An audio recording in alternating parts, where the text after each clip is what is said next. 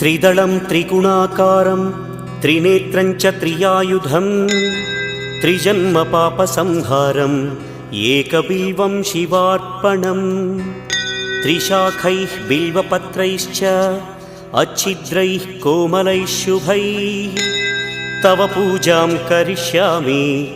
एकबिल्वं शिवार्पणम् कोटिकन्या महादानं तिलपर्वतकोटयः काञ्चनं शैलदानेन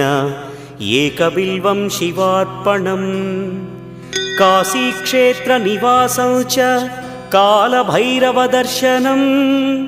प्रयागे माधवं दृष्ट्वा एकबिल्वं शिवार्पणम् इन्दुवारे व्रतं स्थित्वा निराहारो महेश्वर